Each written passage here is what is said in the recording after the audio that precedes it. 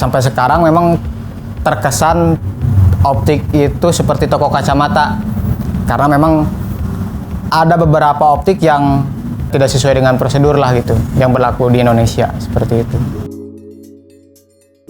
Terutama untuk saya di sini nggak begitu banyak ya, bahkan sangat kecil dibandingkan dengan optik-optik yang berada di kota. Justru kota Bandung memang cukup drastis ya, sampai ada yang 3 bulan tutup optik itu ada.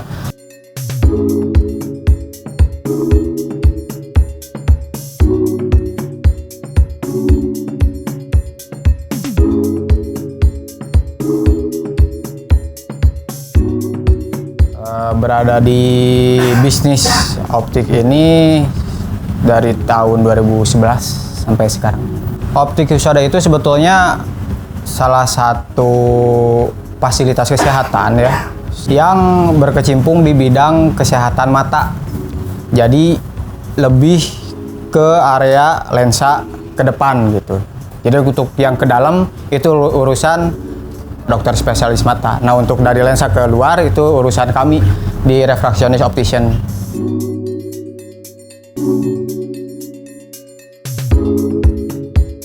Pertamanya memang disiplin ilmu kami itu ada 3 kesehatan refractionist optisi. Terus sempat juga kerja di salah satu optik terbesar di Indonesia. Setelah dapat pengalaman banyak, terus memberanikan diri di dunia bisnis optik ini. Makanya adanya optik ini tuh sebetulnya untuk memberikan pelayanan kesehatan di bidang yang tadi untuk masyarakat. Sebetulnya itu cuman sampai sekarang memang terkesan optik itu seperti toko kacamata, karena memang ada beberapa optik yang tidak sesuai dengan prosedur lah gitu, yang berlaku di Indonesia seperti itu.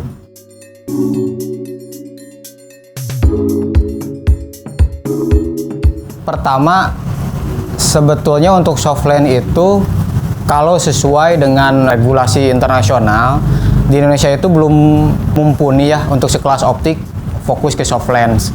Tapi di sini saya memberanikan diri, softlens diadakan di sini hanya sebatas perkenalan. Kalau pembelian softlens, kalau pemasangan softlens itu idealnya seperti ini gitu. Nah, cara menjualnya selain pertama saya seleksi dulu, terus promosi kesehatan untuk softlensnya saya berikan dulu, baru saya berani buat ngejual softlens. Mungkin bisa dilihat dari stiker di depan langsung terpampang kalau softlens itu bukan mainan. Jadi harus digunakan secara bersih dan sehat. Itu pun masih punya resiko ya, karena benda asing masuk ke mata kita, ke organ tubuh kita.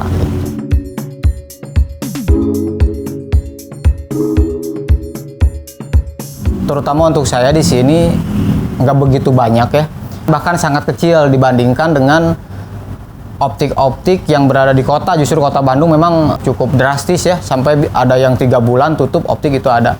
Tapi di kita alhamdulillah dengan protokoler yang berlaku saya terapkan, pengaruhnya hanya 30-40%-an lah. Itu pun bulan-bulan pertama PSBB, kesininya normal lagi.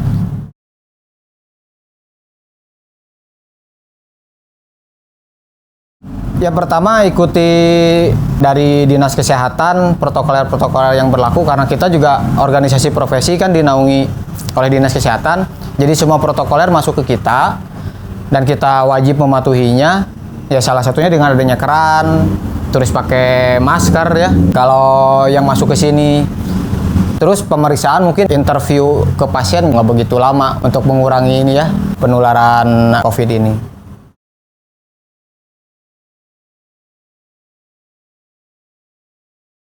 Jadi dulu sebetulnya berdua sama teman saya lulus kuliah terus kerja, terus kita memutuskan untuk buat optik tanpa modal. Dari situ kita nyoba buat keliling-keliling ke rumah-rumah, ke kantor-kantor rekomendasi dari teman-teman. Lalu terbersit, ya udah kita cari investor gitu. Investor dengan cara kita ya. Investasinya pun investasi secara syariah. Cuman kendalanya pada saat itu baik yang nyinyir disebut gila lah, disebut pemimpi lah, disebut mustahil lah dapat investor yang kayak gitu ya.